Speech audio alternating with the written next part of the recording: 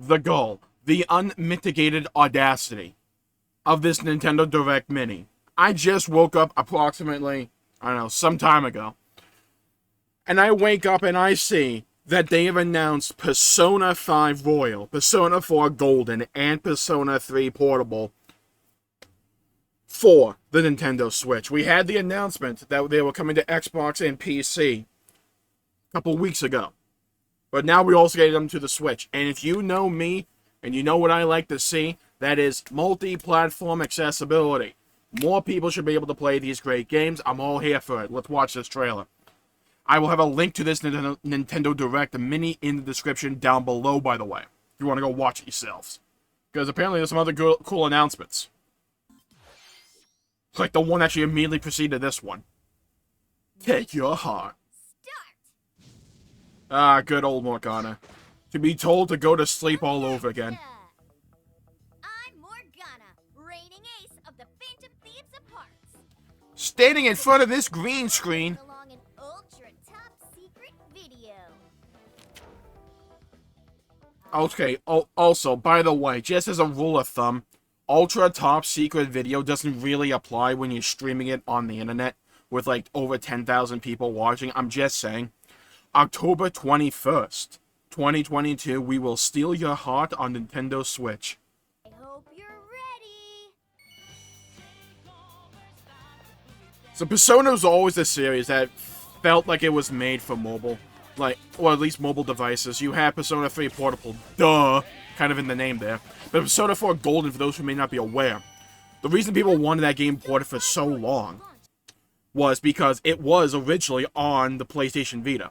But 5 people bought that system, so no one could play it. So they brought it over to Steam, and it did really good numbers.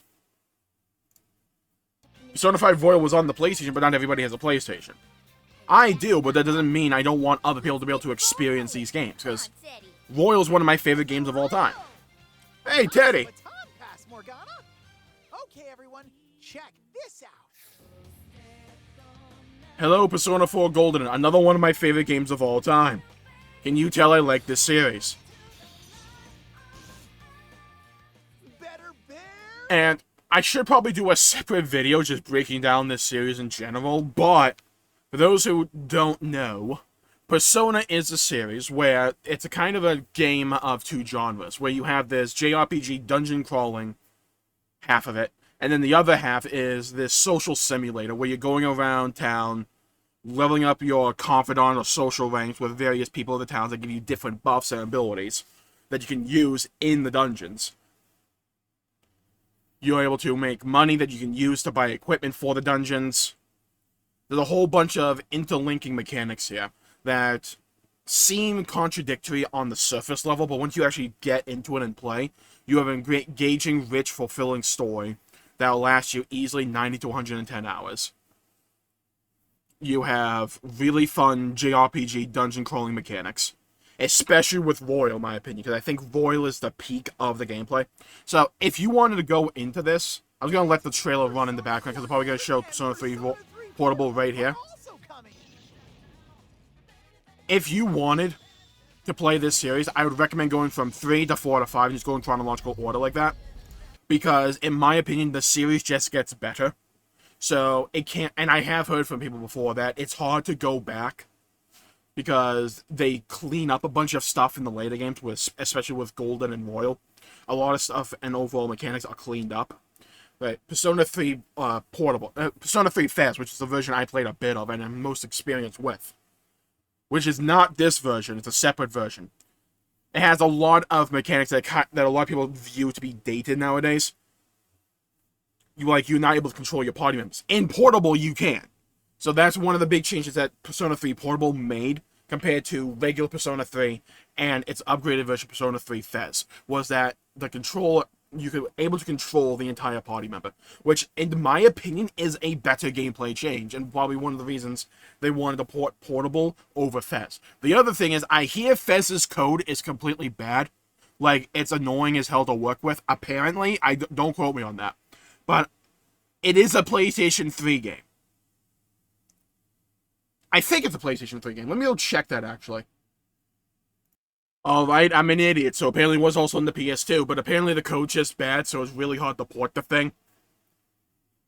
I'm not sure if that's true, but it makes sense why, if that's the case, it makes sense why they would go with portable. Because portable also has another big feature to it. So, Fez has a lot of just overall content, because it has two parts. It has the main game, which is called The Journey, and then it has an epilogue called The Answer. Persona 3 Portable doesn't have the answer, but what it does have is the option to play as either the male protagonist from 3, that is most iconic, or you can play as the female protagonist, which changes the social links, which is those overworld social simulator aspects I've talked about before. So it changes that. The overall game is different as well, because instead of having be able to explore these worlds, it's more like a visual novel in terms of the overworld, except for the dungeon crawling aspects of it. There's a lot of little changes that they made. Well, not little changes, but a lot of changes that they made to make this game work on the PSP. So it's going to be interesting to see how that holds up on PC and on the Switch and on Xbox.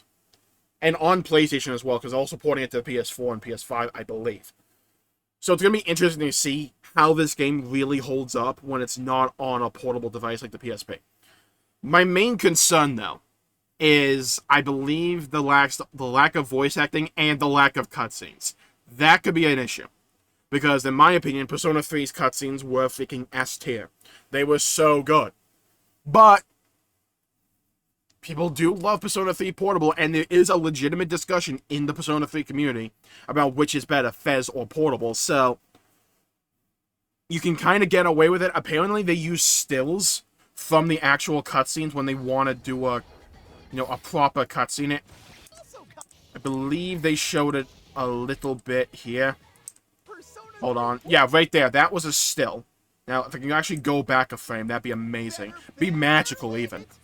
Be a wonderful experience for all involved. There.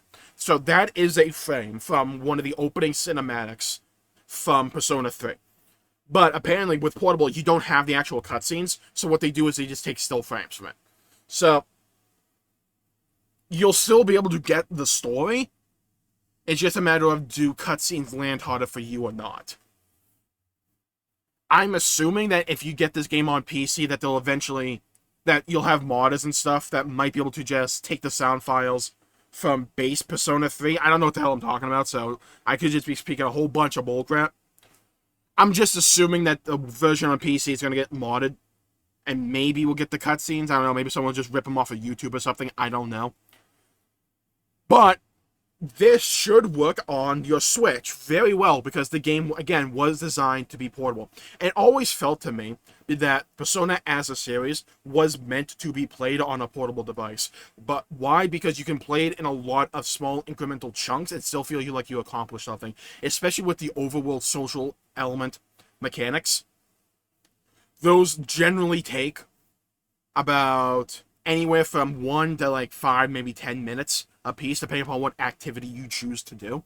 So it's really good for, hey, I have a good 5 to 10 minutes before I need to do something. Let me just grab my go grab my Switch, play like a day or two of Persona 3 Portable, and then I can have a decent gameplay loop in that time, feel like I've accomplished something, but still be time sensitive about it. The same thing is applied to Persona 4 Golden, and in my opinion, the same thing can be applied to Persona 5 Royal. The only difference is Royal wasn't on the Vita. You could probably stream the thing if you wanted to, but it wasn't natively on the Vita. So I think there's a lot of pros and cons to Persona 3 Portable and choosing Portable instead of Fez. My opinion, personally, is that I don't like the answer. Because, to me, if you do the answer, and there's a story, let me just say, it's an epilogue to the base game. I'm not going to spoil what happens in it. But I felt like it did a disservice to the story and the ending of Persona 3, because base Persona 3's ending is arguably one of my favorite endings. It was really clean, it was really good. Answer just kind of muddies the water, but it does have its own unique twist and spin on things. So it does have its own pros depending upon your own perspective. So go into this game, if you're new to it, with an open mind, play through it, experience it, and make that judgment call for yourself. Because if you're a fan of JRPGs and you want a game that feels like a JRPG, like those turn-based dungeon crawling elements you used to all know and love, but you want a bit of a modern twist on it with some interesting and unique mechanics, especially for JRPGs, because you don't normally get the social mechanics, go pick up Persona. It's really hard to sell Persona off words because, like, if you watch the old Conan O'Brien special, where he did Game of the Year, which was funny as hell, he basically read the back of the box for Persona 5, and it was like, go to school, get a part-time job. Oh yeah, these are all things I want to do in my escapist reality.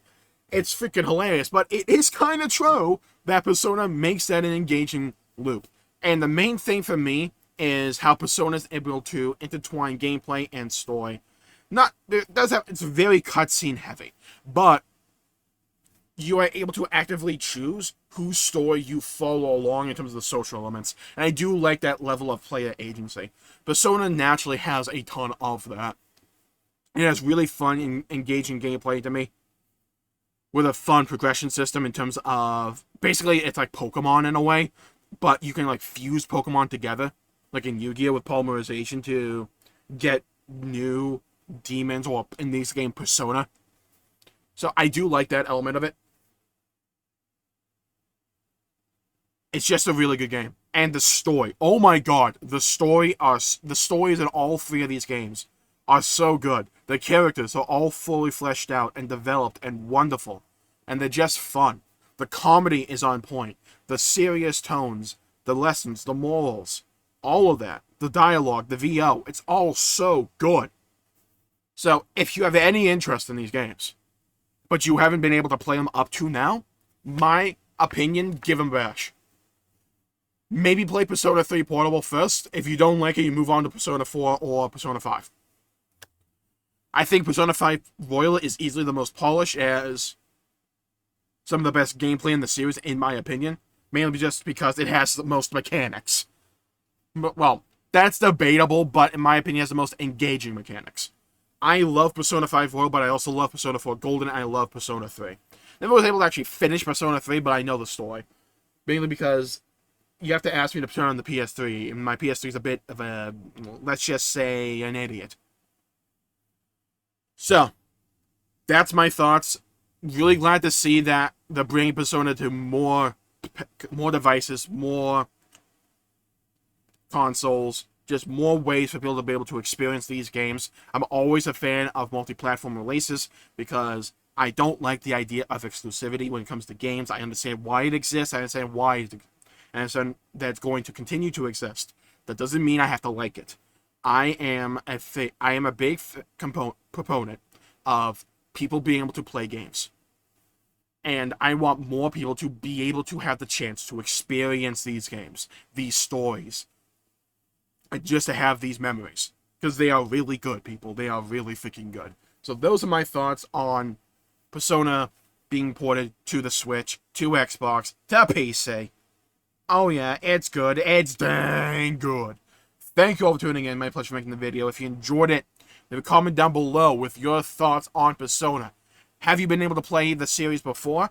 Or are you planning on starting to with these new ports when they come out? And while you're down there, leave a like and subscribe. It really helps the channel out and helps support future content, and I greatly appreciate it. Stay safe out there, everybody. Have a great day, and I'll see you all next time. Bye-bye, everybody.